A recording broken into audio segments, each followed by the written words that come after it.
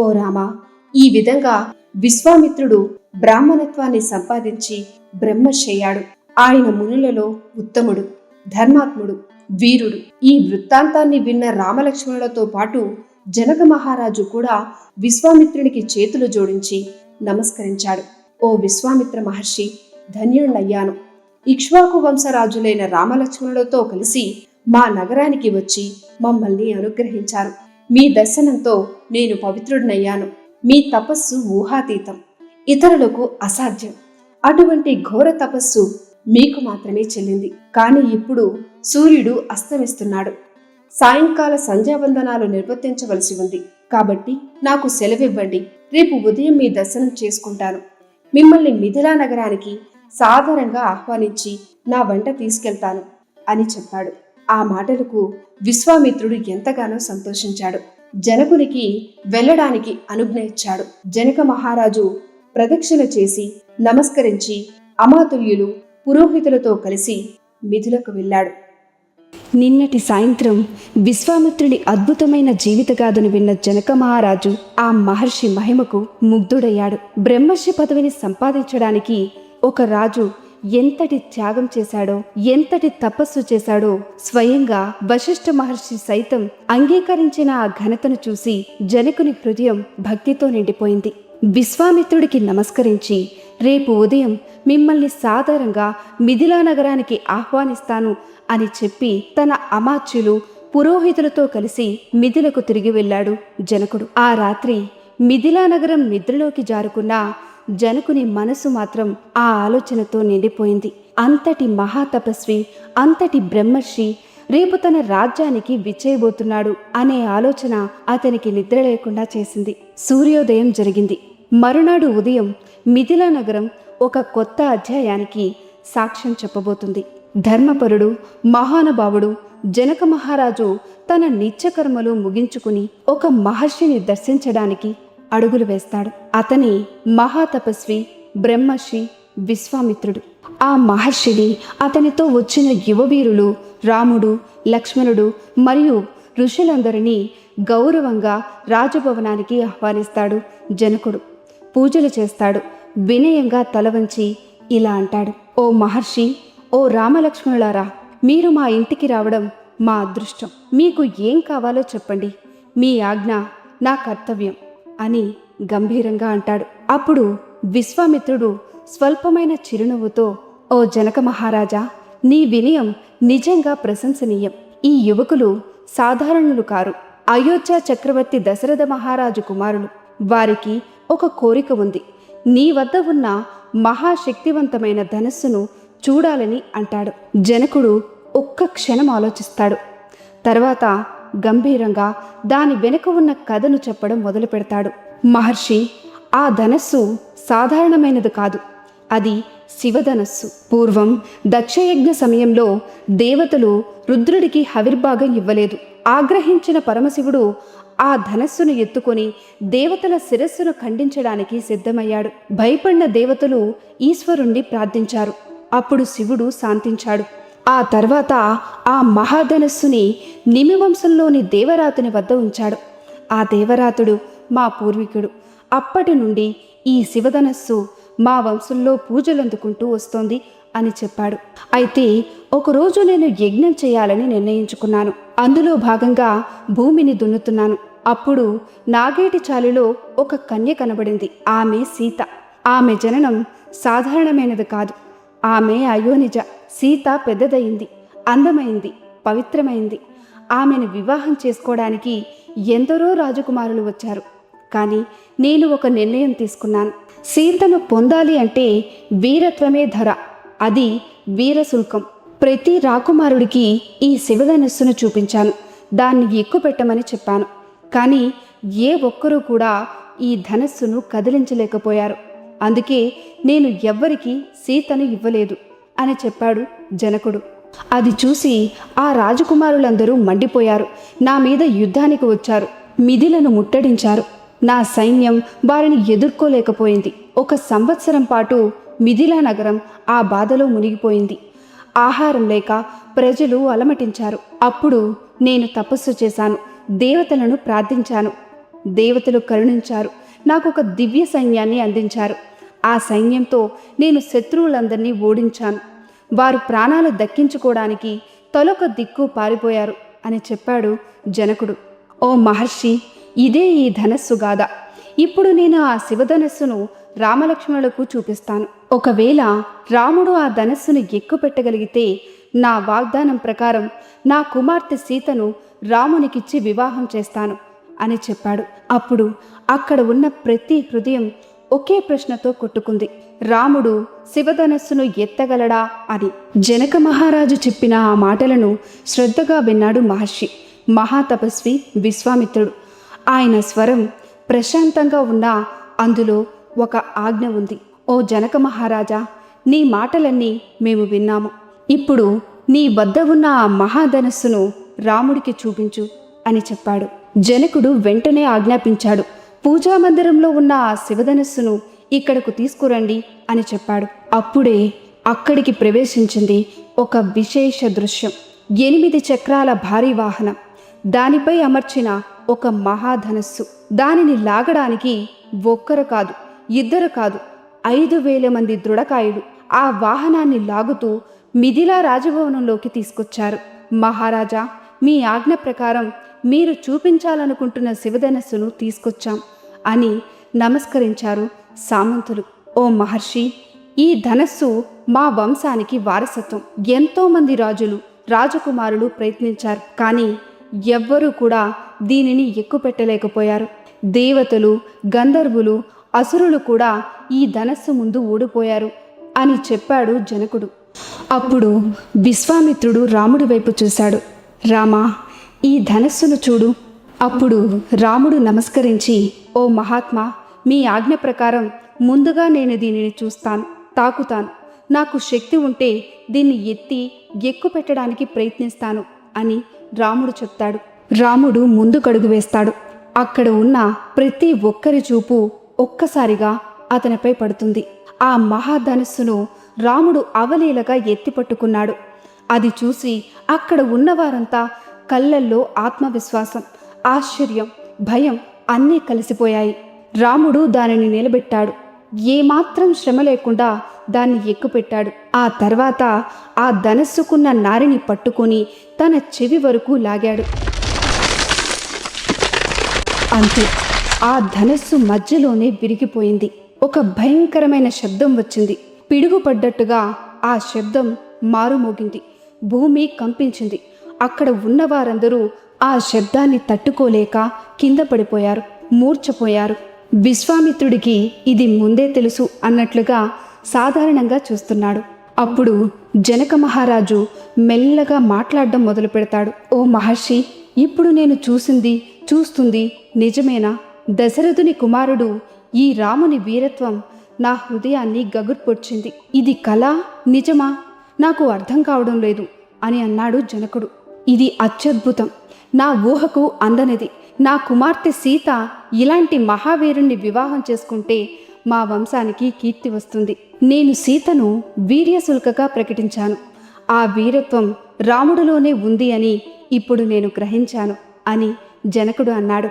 నా ప్రాణ సమానమైన నా కుమార్తె సీతను మనస్ఫూర్తిగా రాముడికి సమర్పిస్తున్నాను. ఓ మహర్షి, మీరు అనుమతిస్తే మా మంత్రులను అయోధ్యకు పంపిస్తాను. అక్కడికి వెళ్ళి మహారాజుకు రామలక్ష్మణుడు సుఖంగా ఉన్నారని, రాముడు శివధనస్సును విరిచిన విషయాన్ని, సీత వివాహ సంకల్పాన్ని అన్నింటినీ వివరంగా చెప్పి ఆయనను కుటుంబంతో కలిసి మిథిలకు ఆహ్వానిస్తాను అని జనకుడు విశ్వామిత్రునితో చెప్పాడు. విశ్వామిత్రుడు స్వల్పంగా నవ్వుతూ అలాగే చెయ్యు అని తన అనుమతిని ఇస్తాడు. జనకుడు వెంటనే మంత్రులతో సమావేశమై అయోధ్యకు దూతలను పంపిస్తాడు. ఇప్పుడు మిథిలా నగరం ఒక మహావివాహానికి సిద్ధమవుతోంది. సీతారామ కలయిక భారత చరిత్రనే మార్చబోతోంది. మిథిలా నగరం నుండి బయలుదేరిన ఆ దూతలు ఒక గొప్ప వార్తను మోస్తూ పగలు రాత్రి తేడా లేకుండా అత్యంత ప్రయాసతో ప్రయాణాన్ని కొనసాగించారు. 3 రోజులు 3 రాత్రులు చివరకు అయోధ్య మహానగర ద్వారాల వద్దకు చేరుకున్నారు. అవి సాధారణమైన ద్వారాలు కాదు, రఘువంశ ప్రతిష్టను కాపాడే అయోధ్య రాజభవన ద్వారాలు. దూతలు ద్వారపాలకులకు నమస్కరించి ఇలా అన్నారు: మిథిలా నగరం నుండి జనక మహారాజు దూతలు వచ్చారు. దయచేసి ఈ విషయాన్ని దశరథ మహారాజుకు తెలియజేయండి అని వినయంగా చెప్పారు.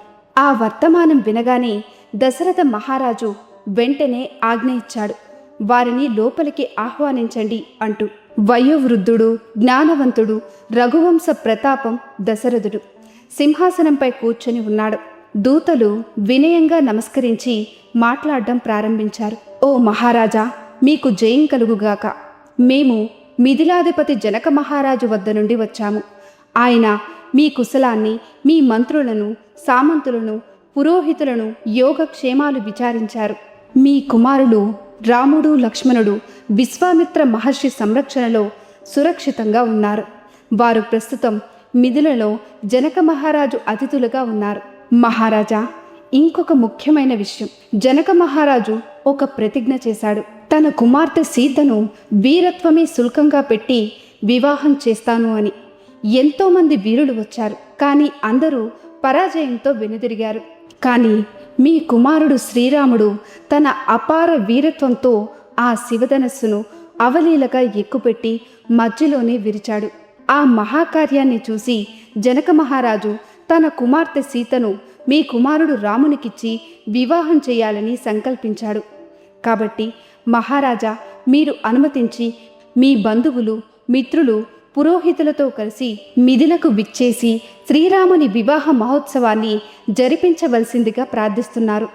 ఈ సందేశం విశ్వామిత్ర మహర్షి అనుమతితో, శతానంద పురోహితుల అనుమతితో మీకు వినయపూర్వకంగా అందిస్తున్నా అని చెప్పారు. ఒక్క క్షణం ఆ మాటలు దశరథుని హృదయంలో మార్మోగాయి. నా రామునికి వివాహమా? ఆ వార్త విన్న వెంటనే దశరథుని ముఖం ఆనందంతో వెలిగిపోయింది. అతను వెంటనే ప్రముఖ ఋషి, పురోహితుల్లో శ్రేష్ఠుడు వశిష్ఠ మహర్షిని మరియు ఇతర పురోహితులను పిలిపించాడు. రాముడు, లక్ష్మణుడు విశ్వామిత్రునితో కలిసి విదేహలో ఉన్నారని వార్త వచ్చింది. మన రాముని వీరత్వాన్ని చూసి జనక మహారాజు తన కుమార్తె సీతను ఇవ్వాలని నిర్ణయించుకున్నాడు. కాబట్టి మీరందరూ జనకుని గురించి తెలుసుకోండి. ఆయన ఆచారాలు, వ్యవహారాలు మీకు నచ్చితే మనం విదేహానికి ప్రయాణం చేద్దాం. పురోహితులు, ఋషులు అందరూ పరస్పరం చర్చించుకున్నారు. చివరకు ఒకే స్వరంతో చెప్పారు: మహారాజా, జనకునితో సంబంధం మాకు ఎంతో ఇష్టం అని. అది విన్న వెంటనే దశరథుడు ఉల్లాసంగా రేపే ప్రయాణం అని ప్రకటిస్తాడు. ఆ రాత్రి మిథిల నుండి వచ్చిన దూతలు అయోధ్యలో దశరథ మహారాజు అతిథులుగా విశ్రాంతి తీసుకున్నారు. ఇప్పుడు 2 మహావంశాలు ఒకటిగా కలవబోతున్నాయి. రఘువంశం, మిథిలా వంశం. రామ సీత వివాహం. భారత ఇతిహాసంలో ఇది ఒక మహాఘట్టం. ఆ రాత్రి గడిచింది. అయోధ్యలో కొత్త ఉదయం ఉదయించింది.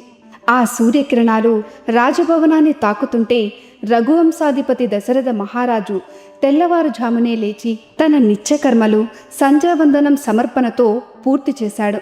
ఆ తర్వాత తన విశ్వాపాత్రుడైన మంత్రి సుమంతుణ్ణి పిలిచాడు. సుమంత, మన రాముని వివాహం కోసం మనం మిథిలకు బయలుదేరుతున్నాం. ముందుగా ధనరాశులు, రత్నాలు, ఆభరణాలు ఇవన్నీ తీసుకొని కొంతమంది ముందుగా వెళ్ళాలి.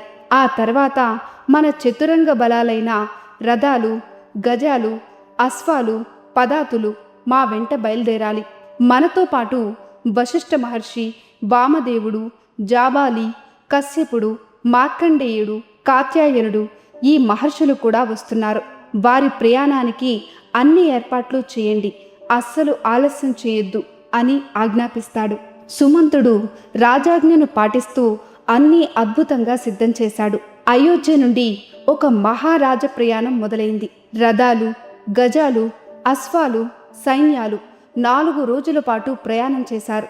చివరికి మిథిలా ద్వారాలు కనిపించాయి. మిథిలాధిపతి జనక మహారాజు స్వయంగా ముందుకు వచ్చి దశరథుణ్ణి, ఆయన పరివారాన్ని అత్యంత గౌరవంగా ఆహ్వానించారు. అతిథి సత్కారాలు, విడిది ఏర్పాట్లు అన్నీ రాజసంగా నిర్వహించారు. జనకుడు వినయంగా మాట్లాడుతూ, ఓ దశరథ మహారాజా, మిథిలాధిపతి జనకుడు మీకు స్వాగతం పలుకుతున్నాడు. మీ రాకతో మా మిథిలా నగరం పవిత్రమైంది. మీ కుమారుల పరాక్రమం, అనుపమానం అద్వితీయం.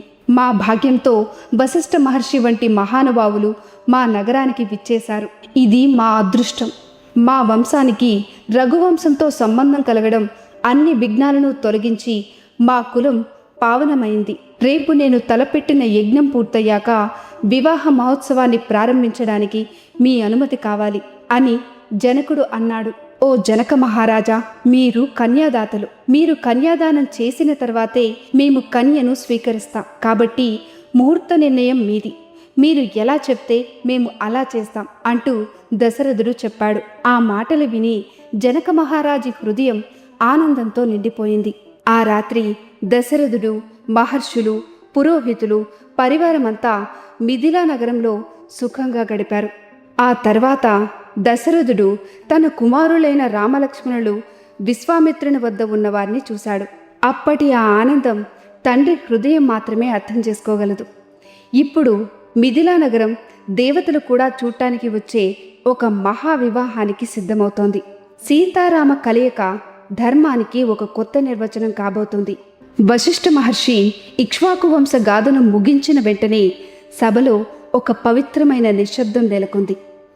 మిథిలాధిపతి జనక మహారాజు చేతులు జోడించి గౌరవంగా ఇలా మాట్లాడడం ప్రారంభించాడు. ఓ దశరథ మహారాజా, మీ వంశక్రమాన్ని విని మా హృదయం ఆనందంతో నిండిపోయింది. కన్యాదాన సమయంలో వధువు వంశాన్ని కూడా వివరించడం మన సంప్రదాయం. కాబట్టి ఇప్పుడు మా వంశగాథను వివరిస్తాను, వినండి అని చెప్పాడు. మాది మిథిలా నగరం. ఈ మహానగరాన్ని నిర్మించినవాడు మిథి అనే చక్రవర్తి. ఆ మిథి నిమి చక్రవర్తి కుమారుడు.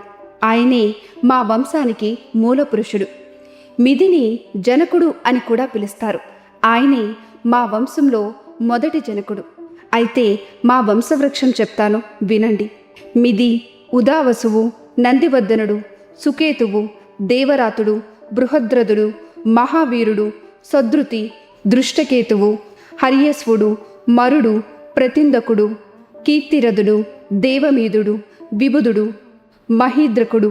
కీర్తిరాతకుడు కూడా రాజర్షి. కీర్తిరాతకుడు తర్వాత మహారోముడు, స్వర్ణరోముడు, హ్రస్వరోముడు. ఈ హ్రస్వరోమునికి 2 కుమారుడు. పెద్దవాడిని నేను, చిన్నవాడు నా తమ్ముడు కుశధ్వదుడు. మా తండ్రి హ్రస్వరోమ మహారాజు నన్ను మిథులకు రాజుగా నియమించి నా తమ్ముడి బాధ్యతను కూడా నాకు అప్పగించి అరణ్యాలకు వెళ్ళిపోయారు. కాలవశాత్తు ఆయన స్వర్గస్థులయ్యారు. అప్పటి నుండి నా తమ్ముని సంరక్షణలో నేను ఈ రాజ్యాన్ని పాలిస్తున్నాను అని చెప్పాడు జనకుడు. కొంతకాలం తర్వాత సాంకాస మహారాజు సద్వనుడు నా మీదకి యుద్ధానికొచ్చాడు. అతను శివధనుస్సును, నా కుమార్తె సీతను తనకివ్వమని అడిగాడు. కానీ నేను అంగీకరించలేదు. మా ఇద్దరి మధ్య యుద్ధం జరిగింది. నేను సుధన్వుని ఓడించి వధించాను. సాంకాస పురాణాన్ని ఆక్రమించుకున్నాను. ఆ తర్వాత నా తమ్ముడు కుశధ్వదుని అక్కడ రాజుగా పట్టాభిషేకం చేశాను అని జనకుడు చెప్పాడు. ఓ వశిష్ఠ మహర్షి, మా ఇద్దరిలో నేనే పెద్దవాణ్ణి. నా కుమార్తె సీత, నా తమ్ముడు కుమార్తె ఊర్మిళ. సీతను రామునికి, ఊర్మిళను లక్ష్మణునికి ఇచ్చి వివాహం చేయాలని నేను సంకల్పించాను. ఇది నా నిర్ణయం అని స్పష్టంగా, నిశ్చయంగా, సందేహం లేకుండా నా కుమార్తెలను రామలక్ష్మణులకి ఇవ్వడం నాకు అత్యంత ఆనందదాయకంగా ఉంది అని చెప్పాడు జనకుడు. ఓ దశరథ మహారాజా, రామలక్ష్మణులతో గోదానం వంటి శుభకార్యాలు చేయించండి. పితృకార్యాలు పూర్తయ్యాక వివాహ మహోత్సవాన్ని ప్రారంభిద్దాం అని చెప్పాడు. ఇవాళ మాఘ నక్షత్రం 3వ రోజు. ఉత్తర పల్లవి నక్షత్రంలో వివాహం జరుగుతుంది. ఈ 2 రోజుల్లో దానాలు, గోదానాలు అన్నింటినీ పూర్తి చేయండి అని జనక మహారాజు వినయంతో తన మాటలను ముగించాడు. ఇప్పుడు సీతారాముల కలయికకు సమయం దగ్గర పడుతోంది. నక్షత్రాలు కూడా ఈ మహావివాహానికి సిద్ధమవుతున్నాయి. జనక మహారాజు మాటలు ముగిసిన వెంటనే సభలో ఉన్న మహర్షులు ఒకరినొకరు చూసుకున్నారు. వశిష్ఠ మహర్షి, విశ్వామిత్ర మహర్షి ఇద్దరూ కాసేపు పరస్పరం సంప్రదించారు. ఇద్దరూ కలిసి జనక మహారాజును చూసి ఇలా అన్నారు. ఓ జనక మహారాజా, ఇక్ష్వాకు వంశము, విదేహ వంశము, ఈ 2 వంశాలు అత్యంత విశిష్టమైనవి. ఒకదానికొకటి తీసిపోవు. ఈ 2 వంశాలు కలవడం అత్యంత శుభదాయకం అని చెప్పారు. నీ కుమార్తె సీతను రామునికి, నీ తమ్ముడు కుశధ్వజుని కుమార్తె ఊర్మిళను లక్ష్మణునికి వివాహం చేయడం వారి వంశ గౌరవానికి, రూప సంపదలకు తగినది. కానీ ఇంకొక విషయం కూడా ఉంది. నీ తమ్ముడు కుశధ్వజుడు ధర్మాత్ముడు. ఆయనకు ఊర్మిళతో పాటు ఇంకా 2 కుమార్తెలున్నారు. ఆ 2 కుమార్తెలను దశరథుని కుమారులు భరతుడు శత్రుఘ్నులకు ఇచ్చి వివాహం జరిపించండి. భరతుడు శత్రుఘ్నుడు అందంలో గాని, రూపంలో గాని, బల పరాక్రమంలో రామలక్ష్మణులకు ఏమాత్రం తీసిపోరు. ఈ 4 వివాహాలు జరిగితే 2 వంశాలు ఇంకా బలంగా కలుస్తాయి అని పలికారు. ఆ మాటలు విన్న జనక మహారాజు ఆనందంతో, కృతజ్ఞతతో మహర్షుల వైపు చూశాడు. ఓ మునిశ్రేష్ఠులారా, మీ ఆశీర్వాదాలతో నేను, నా తమ్ముడు ధన్యులమయ్యాము. నా తమ్ముడు కుశధ్వజుని కుమార్తెలు మాండవి, శృతకీర్తి. వారిని భరతుడు శత్రుఘ్నులకు ఇవ్వడానికి మేమిద్దరం మనస్ఫూర్తిగా అంగీకరిస్తున్నాం అని జనకుడు పలికాడు. ఈ 4 వివాహాలను ఒకే రోజు, ఒకే సమయం, ఒకే వేదికపై జరిపిస్తాను. ఉత్తర ఫల్గుని నక్షత్రంలో ఈ వివాహాలు జరుగుతాయి. ఆ నక్షత్రానికి ఆదిదేవత భగుడు. ఆ శుభ సమయంలో ఈ వివాహాలను వైభవంగా నిర్వహిస్తాను. మీ ఇద్దరూ ఈ శుభకార్యానికి నాయకత్వం వహించాలి. ఈ వివాహాలతో అయోధ్య, విదేహ రాజ్యాలు ఒకటవుతాయి అని చెప్పాడు. ఈ మాటలు విన్న దశరథ మహారాజు ఆనందంతో ఇలా అన్నాడు. ఓ జనక మహారాజా, నీవు నీ సోదరుడు సద్గుణ సంపన్నులు, ధర్మపరులు. మీతో సంబంధం నాకు ఎంతో ఆనందంగా ఉంది. ఇప్పుడు నేను నా నివాసానికి వెళ్తాను. వివాహానికి ముందు మా కుమారులతో శ్రాద్ధకర్మలు, దానాలు నిర్వహింపచేస్తాను. దశరథుడు తన నివాసానికి వెళ్ళాడు. వశిష్ఠుడు, విశ్వామిత్రులు కూడా ఆ రోజు తన కుమారుల చేత వేదోక్తంగా శ్రాద్ధకర్మలు చేయించాడు. స్నాతక వ్రతం చేయించాడు. ఒక్కో కుమారుని చేత 1,00,000 గోవులు బ్రాహ్మణులకు దానం చేయించాడు. మొత్తం 4 లక్షల ఆవులు. ఆ ఆవులు సాధారణమైనవి కాదు. బంగారపు తొడుగులు ఉన్న కొమ్ములు, పాలు ఇచ్చే పాడి ఆవులు, లేగ దూడలతో ఇంకా ఎన్నో ద్రవ్యాలు అన్నీ దానం చేశాడు. ఈ శ్రాద్ధకర్మలు అంటే పెద్దలను స్మరించడం, వారి ఆశీర్వాదం కోరడం, శుభకార్యానికి ముందు పితృదేవతలను సంతృప్తిపరచడం. ఇప్పుడు అన్నీ సిద్ధమయ్యాయి. నక్షత్రాలు సిద్ధం, వంశాలు సిద్ధం, దేవతలు సిద్ధం. మిగిలింది ఒక్కటే, సీతారామ వివాహ మహోత్సవం. ఆ పవిత్ర సమయం దగ్గర పడుతోంది. మిథిలా నగరం అంతా ఒక దివ్య ఉత్సాహంతో కలకలలాడుతోంది. అలాంటి సమయంలో దశరథ మహారాజు తన కుమారులతో గోదానాలు చేయిస్తూ ఉండగా అక్కడికి ఒక ఆహ్లాదమైన సందర్శకుడు చేరుకున్నాడు. అతనే భరతుని మేనమామ, కైకేయి రాజకుమారుడు యదాజిత్తు. అతన్ని చూసిన క్షణమే దశరథ మహారాజు ముఖంలో ఆనందం వెలిసింది. యదాజిత్తు వినయంగా నమస్కరించి, బావగారు, మా తండ్రి కైకేయి రాజు మీ కుశలం అడిగారు. మీరందరూ సుఖంగా ఉన్నారా?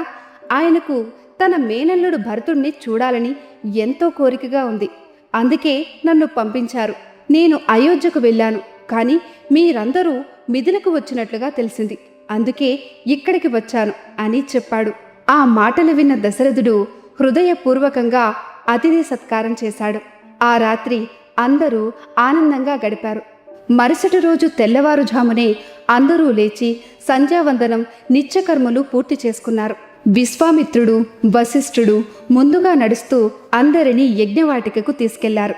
అదే సమయంలో రాముడు, లక్ష్మణుడు, భరతుడు, శత్రుఘ్నుడు శుభముహూర్తంలో తోరము కట్టడం వంటి మంగళ కార్యాలను నిర్వహించారు. ఆ తర్వాత 4 సోదరులు పురోహితులతో కలిసి దశరథుని వద్దకు వచ్చారు.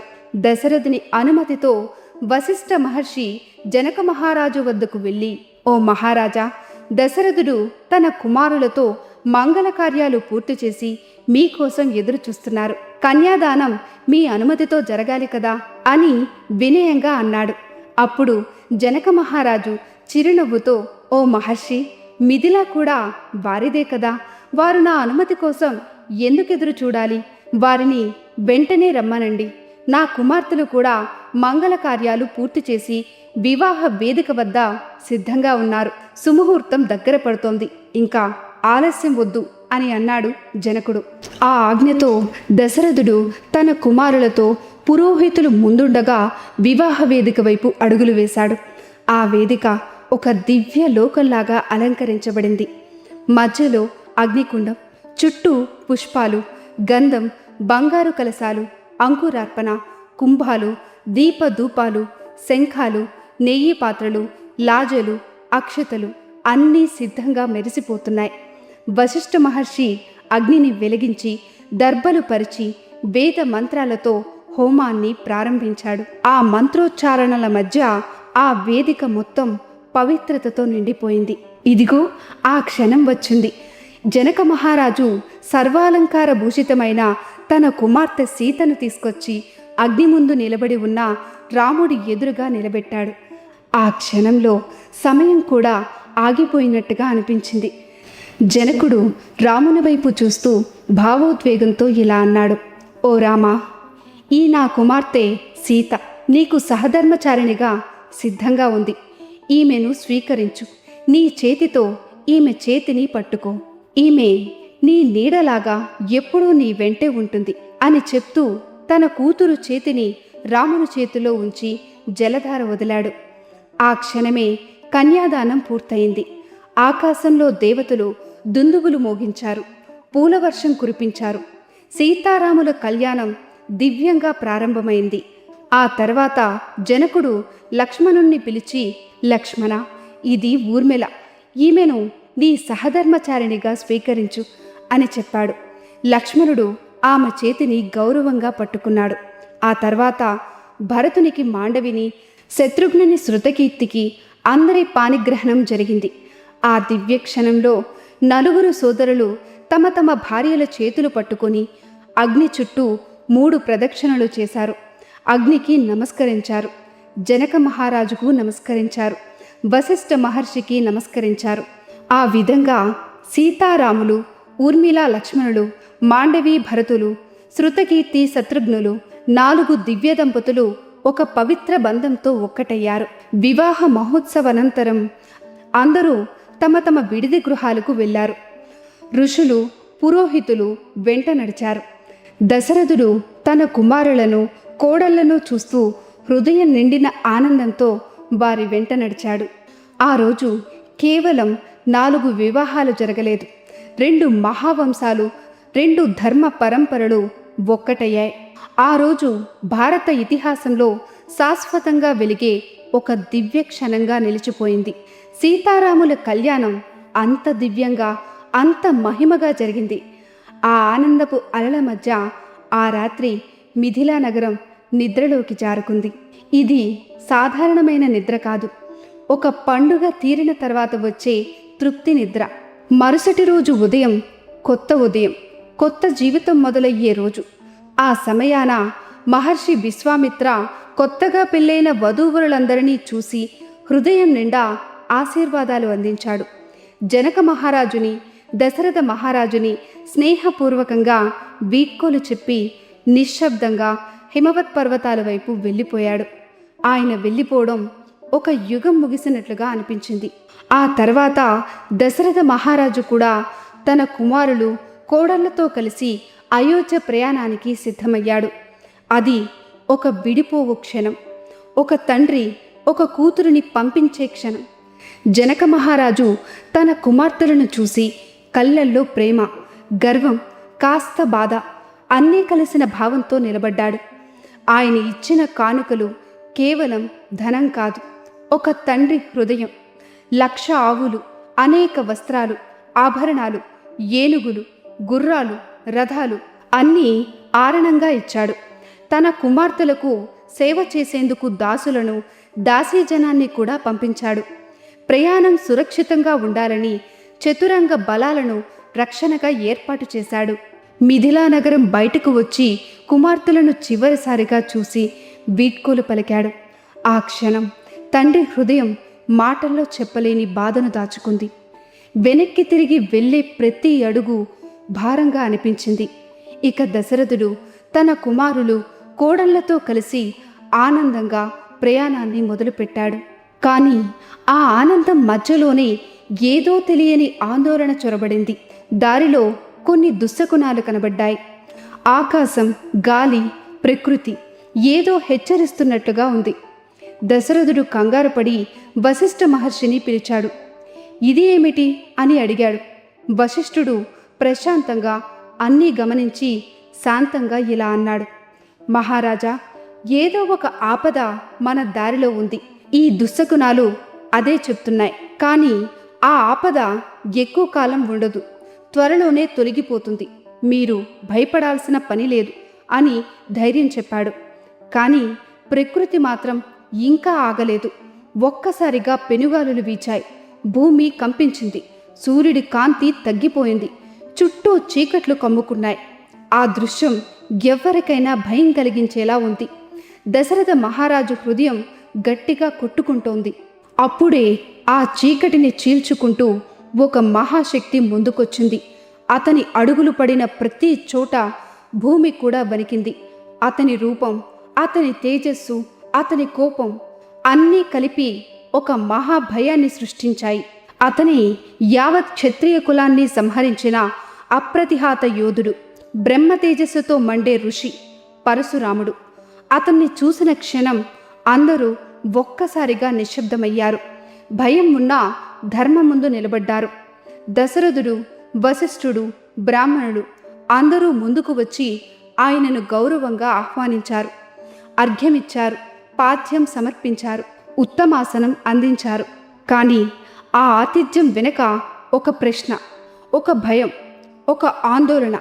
ఇక్కడికి ఆయన ఎందుకొచ్చాడు అని. ఇప్పుడే మొదలవుతోంది ఒక మహాఢీ, ఒక మహా పరీక్ష. శ్రీరాముని శౌర్యానికి మరో నిరూపణ.